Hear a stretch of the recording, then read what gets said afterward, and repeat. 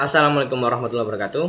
Halo semuanya, kenalin aku Paksi Mantara, seorang mahasiswa Teknik Geofisika di Institut Teknologi 10 November, Surabaya. Pada video kali ini, aku akan berikan ke kalian jawaban tentang apa sih metode geofisika itu dan apa aja macam-macam metodenya. Daripada kalian penasaran, langsung aja. Nah, jadi apa sih metode geofisika itu? Pengertian metode geofisika sendiri adalah teknik untuk menyelidiki kondisi bawah permukaan bumi berdasarkan sifat fisika batuan tanpa pengeboran langsung. Metode ini memanfaatkan parameter seperti gelombang seismik, medan gravitasi, medan magnet, dan resistivitas listrik untuk mengidentifikasi struktur geologi dan potensi sumber daya alam. Jadi bumi itu seperti kotak misteri. Bayangkan bumi adalah sebuah kotak kado raksasa yang tertutup rapat. Kita ingin mengetahui isi kotak kado tersebut, tetapi kita tidak ingin merusak kotaknya atau membukanya secara paksa. Dalam dunia nyata, seperti pengeboran yang memakan biaya yang sangat besar dan juga waktu yang sangat lama. Nah, metode geofisika ini adalah sekumpulan teknik cerdas yang menjadi ibaratnya adalah indera keenam para ilmuwan untuk mengintip rahasia di bawah permukaan tanah tanpa harus menyentuhnya secara langsung. Lalu bagaimana caranya mengintip tanpa melihat? Alih-alih melihat dengan mata, geofisika lebih ke mendengarkan dan merasakan sifat-sifat fisik batuan. Setiap jenis batuan di bawah permukaan punya sifat-sifat yang unik. Ada yang sangat padat, densitas, ada yang bisa mengantarkan listrik, resistivitas, ada yang bersifat magnetik, dan ada yang bisa merambatkan suara dengan cepat. Secara sederhananya, cara kerjanya itu yang pertama, kita melakukan pengukuran. Kita memasang alat di permukaan bumi untuk menangkap sinyal alami ataupun buatan. Lalu yang kedua, kita mengolah data.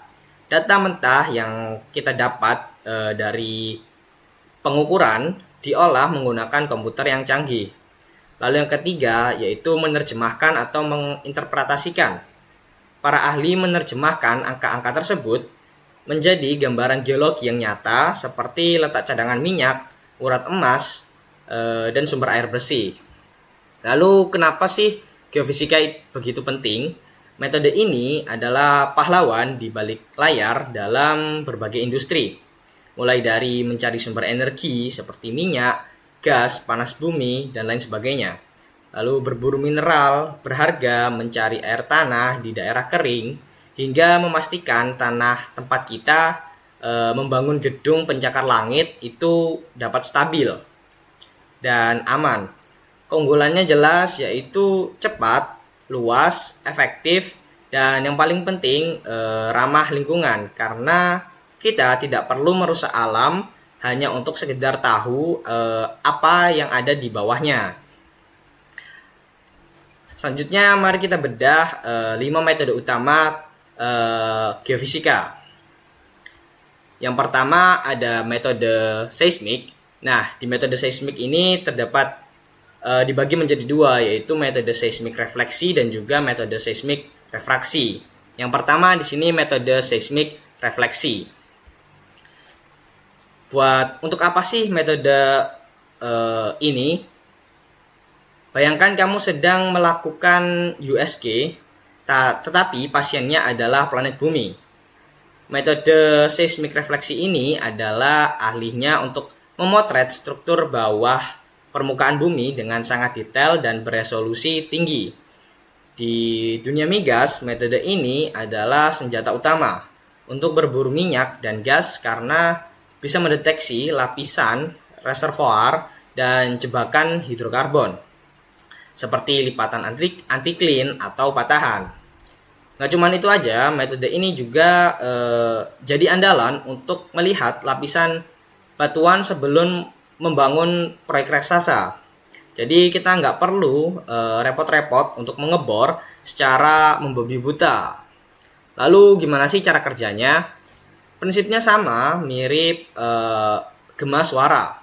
Kita mengirimkan gelombang energi dari permukaan, bisa menggunakan palu godam atau truk vibrator khusus.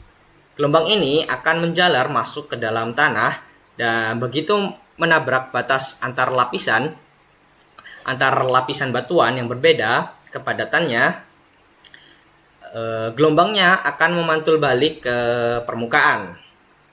Pantulan ini kemudian ditangkap oleh alat semacam mikrofon bumi atau dapat disebut geofon. Lama waktu gelombang ini bolak-balik direkam sebagai two-way travel time. Tentu saja datanya nggak bisa langsung dibaca, harus diolah terlebih dahulu. Dibersihkan dari noise, koreksi dan stacking, lalu posisinya disesuaikan agar akurat. Lalu data atau hasil akhirnya bagaimana? Awalnya data yang keluar cuma berupa seismograf. Garis-garis gelombang yang menunjukkan waktu dan kekuatan pantulan. Tapi setelah diolah oleh para geofisik, garis-garis ini akan berubah menjadi penampang 2D atau 3D bawah permukaan yang super keren. Dari peta visual ini, kita bisa melihat dengan jelas sedalam apa lapisan geologinya, kemana arah kemiringannya, sampai letak patahan bumi di kedalaman yang ekstrim. Lalu untuk yang kedua, ada metode seismik refraksi ya. Buat apa sih metode ini? Kalau refleksi tadi itu fokusnya memantulkan, metode seismik refraksi ini fokusnya pada pembiasan. Gelombang untuk menembak susunan lapisan tanah, dangkal hingga menengah. Metode ini sangat populer di dunia konstruksi atau geoteknik. Mau bikin pondasi gedung pencakar langit atau jalan tol, pakai metode ini untuk mencari tahu seberapa tebal lapisan tanah liatnya dan di mana letak batuan keras bedrock yang aman untuk menopang bangunan. Lalu untuk cara kerjanya, kita tembakkan gelombang seismik ke dalam tanah. Ketika gelombang ini bertemu lapisan tanah yang lebih keras, di mana gelombang bisa melaju lebih cepat, gelombangnya nggak mantul ke atas, melainkan membias dan merambat sepanjang batas lapisan tersebut sebelum akhirnya bocor kembali ke permukaan bumi. Alat geofon kita akan standby untuk mencatat siapa yang duluan sampai ke permukaan atau first arrival. Dari waktu kedatangan ini, kita bisa menghitung seberapa cepat gelombang itu ngebut di dalam tanah. Lalu untuk data yang dihasilkan berupa grafik balapan, yaitu kurva hubungan antara waktu tempuh dan jarak travel time. Lewat perhitungan dari kurva ini, kita akan mendapatkan model kecepatan dan penampang kedalaman.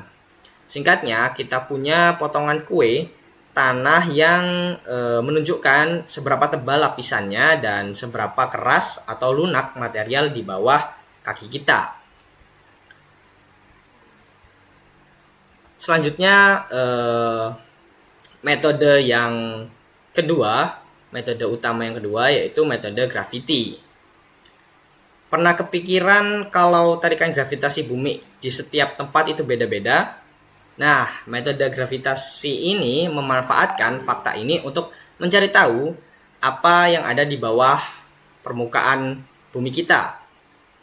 Karena batuan punya kepadatan densitas yang berbeda-beda. Tarikan gravitasinya juga beda. Metode ini bagaikan radar untuk melacak patahan raksasa, cekungan purba, tempat minyak bersembunyi, atau letak intrusi batuan beku.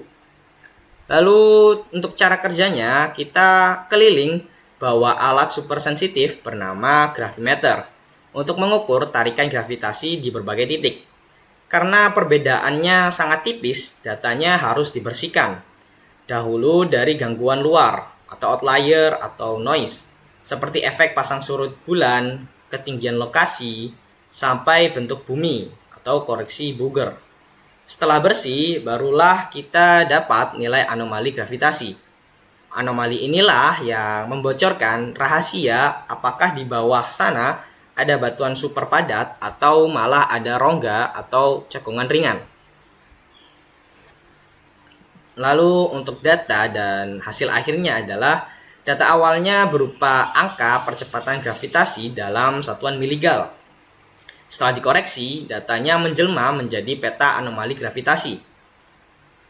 Lewat peta atau model 3D ini, para ahli bisa berimajinasi dan menafsirkan, oh, di wilayah ini ada formasi batuan berat. Mungkin ada potensi mineral atau struktur geologi penting di sini. Lalu untuk metode utama yang ketiga yaitu metode magnetik. Bumi kita adalah magnet raksasa dan di bawah permukaannya ada banyak batuan yang juga punya sifat kemagnetan. Metode magnetik ini adalah cara tercepat untuk mendeteksi mineral logam seperti besi dan nikel atau melacak jejak aliran magma yang beku. Kalau kamu mau eksplorasi tambang atau bikin peta geologi wilayah yang sangat luas, metode ini wajib dipakai. Cara kerjanya mirip dengan metode gravitasi, tapi kali ini kita membawa magnetometer untuk mengukur intensitas medan magnet total bumi di setiap lokasi. Data ini juga harus dikoreksi dari gangguan seperti badai matahari dan medan magnet utama bumi. Hasil koreksinya akan memunculkan anomali magnetik, titik-titik di mana nilai magnetnya tidak wajar karena pengaruh batuan di bawahnya. Untuk data dan outputnya, datanya diukur dalam satuan nanotesla dan diolah menjadi peta kontur yang sangat cantik. Peta anomali ini akan menunjukkan zona-zona dengan nilai magnetik tinggi atau rendah. Dari distribusi warna di peta ini, kita bisa langsung menunjuk di mana letak intrusi magma dan urat mineral logam bersembunyi. Selanjutnya yaitu metode geolistrik. Tujuannya yaitu menentukan kondisi bawah permukaan berdasarkan resistivitas, eksplorasi air tanah atau aquifer, studi geologi, lingkungan, dan teknik sipil. Jadi ketika kalian sedang krisis air dan mau cari sumber air tanah atau aquifer, geolistrik adalah jawabannya. Metode ini mencari tahu isi bumi berdasarkan seberapa besar perlawanan batuan terhadap arus listrik atau resistivitas. Selain untuk berburu air, metode ini juga jadi primadona untuk studi lingkungan dan teknik sipil. Cara kerjanya adalah kita menyuntikkan arus listrik ke dalam tanah melalui dua paku besi, elektroda arus. Kemudian kita ukur beda potensialnya dengan dua paku lainnya, elektroda potensial. Konfigurasi susunan pakunya bisa bermacam-macam. Ada gaya Wiener atau selam bersih. Logikanya sederhana. Arus listrik akan gampang mengalir di tanah basah, nilai resistivitas rendah, tapi akan terhambat di batuan kering atau keras, nilai resistivitas tinggi. Untuk data dan outputnya, hasil pengukurannya berupa nilai resistivitas semu. Tapi dengan keajaiban software dan perhitungan matematika inversi, data ini disulap menjadi penampang resistivitas berwarna-warni. Warna biru biasanya berarti air atau tanah lempung basah, sedangkan warna merah atau kuning berarti batuan keras yang kering. Peta ini memanjakan mata dan membuat interpretasi isi tanah jadi jauh lebih mudah. Lalu untuk yang terakhir yaitu metode elektromagnetik. Kalau metode geolistrik tadi harus menancapkan paku ke dalam tanah. Sedangkan dalam metode elektromagnetik ini jauh lebih praktis karena bisa bekerja tanpa sentuhan langsung. Fokus utamanya adalah mencari material yang punya daya hantar listrik tinggi, konduktivitas. Metode ini jagonya mencari harta karun berupa mineral logam, melacak sumber air tanah, hingga mendeteksi pipa atau kabel yang terpendam di bawah aspal. Bahkan tim lingkungan sering memakainya untuk melacak sebaran polusi di bawah tanah. Sangat fleksibel dan bisa menjangkau area yang luas dengan cepat. Untuk cara kerjanya sendiri, yaitu mirip seperti cara kerja metal detector di bandara. Kita memancarkan gelombang elektromagnetik ke dalam tanah, bisa dari alat di permukaan, pesawat, atau bahkan memanfaatkan sinyal alami bumi.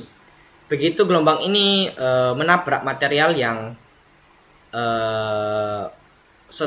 strumable atau konduktif seperti logam atau air, material tersebut akan bereaksi dan menciptakan medan magnet tandingan yang disebut medan sekunder. Alat penerima kita di permukaan akan menangkap sinyal balik ini. Perbedaan antara sinyal yang dikirim dan yang diterima itulah yang memberitahu kita ada apa di bawah sana. Untuk data dan hasil akhirnya atau output, data yang terkumpul biasanya berupa rekaman kekuatan sinyal, amplitudo, jeda waktu, fase, dan frekuensi gelombang. Bayangkan seperti radar yang memetakan gema.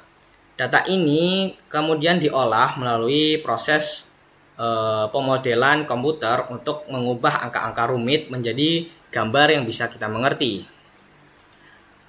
Outputnya biasanya berupa model konduktivitas dalam bentuk menampang 2D atau 3D yang sangat visual. Biasanya ditampilkan dalam peta berwarna. Area dengan warna mencolok menunjukkan zona yang sangat konduktif. Bisa jadi itu terdapat mineral logam atau sumber air. Dengan peta ini, perencanaan teknis atau pengeboran jadi jauh lebih terarah dan nggak menebak-nebak lagi. Conclusion atau kesimpulannya. Jadi metode mana yang harus kita pilih? Setiap metode geofisika di atas punya spesialisasi masing-masing tergantung apa yang ingin kalian cari.